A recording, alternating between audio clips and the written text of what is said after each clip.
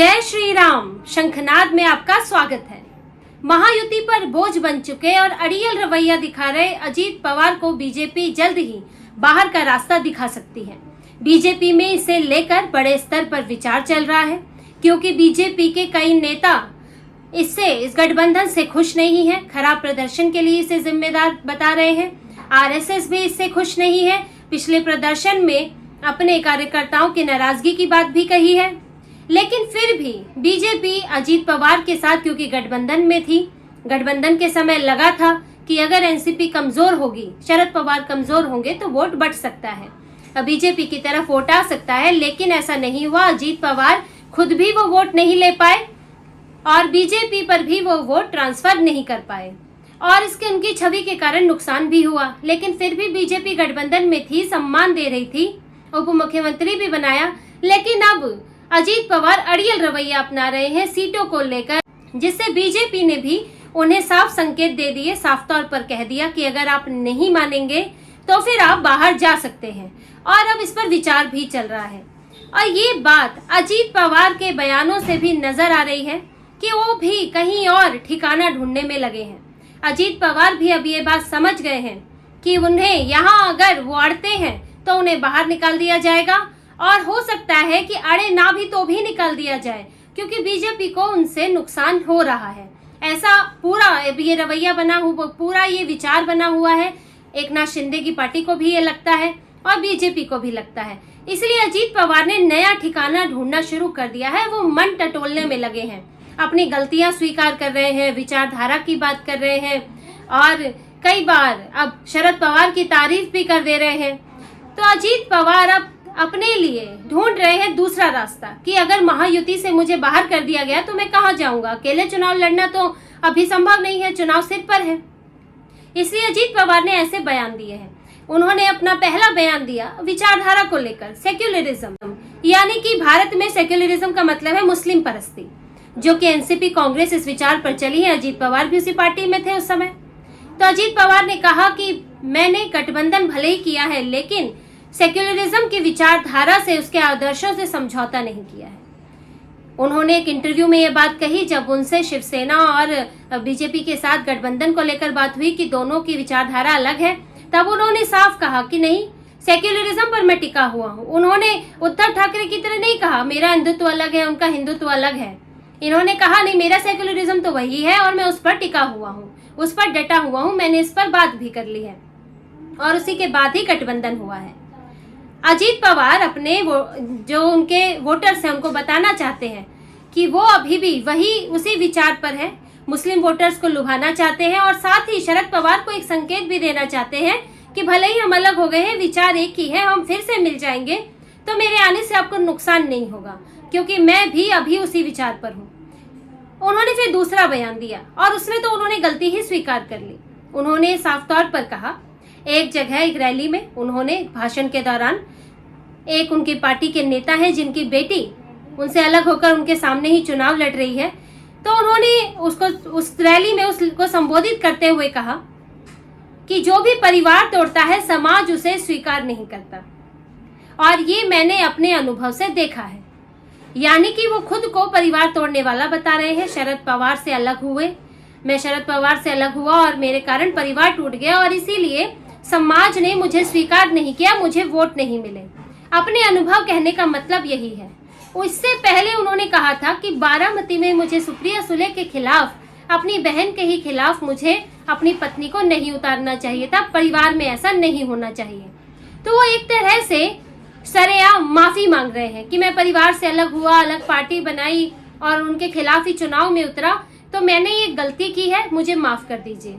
इस माफी का क्या मतलब है? माफी आदमी मांगता है जब वो वापसी करना चाहता है, जनता के बीच छवि सुधारना चाहता है। तो ये दोनों चीजें उन्हें लग रही है, यानी कि कहीं ना कहीं उनको डेंट हुआ है इस पार्टी से, शरद पवार से अलग होकर, और अब वो इसके पछतावे में है, भूल सुधार करना चाहते हैं। इन चीजों को अब इस वक्त अजीत पवार ऐसे ही बयान नहीं दे रहे हैं, ये सब बातें कह रहे हैं क्योंकि इसके मायने हैं। वो बीजेपी के इतर, महायुति के इतर अपने लिए एक दूसरा विकल्प भी खोजना चाहते हैं। अगर शरद पवार से बात बन जाए तो हो सकता है कि वो वापसी कर ले, अभी ना करे तो हो सकता है चुनाव के बाद वापसी कर ले, तो उन पर अभी इस वक्त वो विश्वास करने की स्थिति नहीं है। और ये बात बीजेपी भी समझ गई है, उनके बयानों से समझ रही है और उनके अड़ियल रवैये से समझ रही है, क्योंकि अजीत पवार इस वक्त 70 से 80 सीटें मांग रहे हैं और बीजेपी उन्हें करीब 50 सीटें देना चाहती है, क्योंकि बीजेपी खुद 160 से ज्यादा सीटों पर लड़ेगी। उसके बाद एकनाथ शिंदे की पार्टी भी है, जिन्होंने लोकसभा में शिवसेना ने बहुत अच्छा प्रदर्शन किया। फिर छोटे मोटे दल भी हैं जिन्हें कुछ कुछ सीटें देनी है। अब 288 कुल सीटें हैं, इसमें से 50 अजीत पवार को देना चाहते हैं, जबकि उनका प्रदर्शन बहुत खराब रहा था, लोकसभा में सिर्फ 1 सीट जीत पाए। और चुनाव के बाद जब प्रफुल्ल पटेल को राज्य मंत्री बनाया जा रहा था तो वो अड़ गए थे कि नहीं, उन्हें पूरी तरह एक मंत्रालय दिया जाए। तो अजीत पवार बार बार अड़ियल रुख अपना रहे हैं, प्रदर्शन खराब है तो बीजेपी उन्हें क्यों सहन करेगी। और बीजेपी में अब ये बात बड़े जोर शोर से चलने लगी है और जल्द ही हो सकता है कि इस पर कोई फैसला भी लिया जाए, क्योंकि अभी सीटों को लेकर कोई बंटवारा नहीं हुआ है। अभी महाराष्ट्र के चुनाव में थोड़ा वक्त है, तो हो सकता है कि आने वाले समय में एक कोई ऐसी वजह बने, चाहे सीटें या कोई और, कि अजीत पवार हो सकता है अपना रास्ता बदल ले। वैसे भी शरद पवार और अजीत पवार को शातिर नेता माना जाता है कि अपने चुनावी फायदे के लिए दूसरी पार्टियों में तोड़फोड़ या फिर नेताओं का इधर से उधर फेरबदल, वो इसके लिए कोशिशें करते रहते हैं। इसलिए अजीत पवार पर बहुत भरोसा नहीं किया जा सकता। शरद पवार को तो, उनकी शातिरता को तो उद्धव ठाकरे भुगत ही चुके हैं। उनके एजेंट संजय राउत, वो तो पहले ही उद्धव ठाकरे के बगल में बैठे हैं और उद्धव ठाकरे को भड़का भड़का कर उनको पहले बीजेपी से अलग कर दिया और फिर उनकी पार्टी टूट गई। और संजय राउत की इसमें बड़ी भूमिका बताई जाती है। आज भी संजय राउत शरद पवार के पक्ष में बोल रहे हैं, जब शरद पवार उद्धव ठाकरे की इतनी बेइज्जती कर रहे हैं और संजय राउत शरद पवार की तारीफ कर रहे हैं। अभी देवेंद्र फडणवीस ने बयान दिया था, जिसमें उन्होंने कहा कि विधानसभा चुनाव से पहले शरद पवार ने 3-4 नाम मुख्यमंत्री के लिए तय किए थे, जिसमें उद्धव ठाकरे का नाम नहीं था। अब इस पर संजय राउत ने क्या कहा कि 100 साल में भी देवेंद्र फडणवीस ये नहीं समझ सकते कि शरद पवार के दिमाग में क्या चल रहा है, वो शरद पवार की राजनीति को नहीं समझ सकते। संजय राउत ये भी कह सकते थे कि ये महाविकास अघाड़ी के अंदर की बात है, आप इसमें मत पड़िए, कौन मुख्यमंत्री बनेगा नहीं बनेगा, किसने क्या सोचा ये हम देख लेंगे। लेकिन उन्होंने इसके उलट शरद पवार की तारीफ की कि वो इतने शातिर, इतने बढ़िया नेता हैं, इतने समझदार और चतुर नेता हैं कि उनके दिमाग में क्या चल रहा है, कौन सी शतरंज की बिसात उन्होंने बिछाई है, ये किसी को पता नहीं चल सकता। अब संजय राउत इतना शरद पवार को जानते हैं, क्योंकि संजय राउत हो सकता है शरद पवार के ही बैठाए हुए एक प्यादे हो शतरंज की बिसात में, क्योंकि शरद पवार पहले कह चुके हैं एक इंटरव्यू में कि वो हमेशा से चाहते थे कि शिवसेना बीजेपी से अलग हो।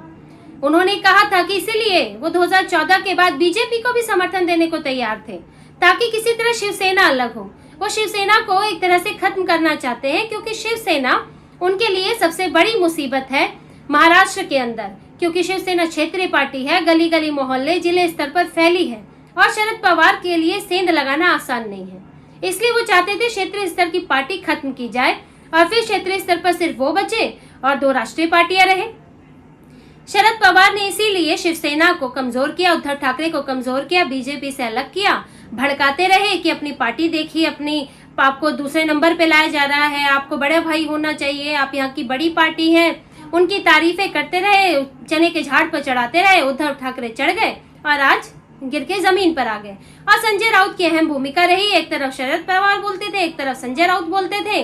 उद्धव ठाकरे भड़क गए और उन्होंने एक बड़ा फैसला लिया, जिससे आज वो फंसे हुए हैं और वही शरद पवार आज उन्हें महत्व नहीं देते, उनकी दिन रात बेइज्जती कर रहे हैं और संजय राउत शरद पवार की तारीफ कर रहे हैं।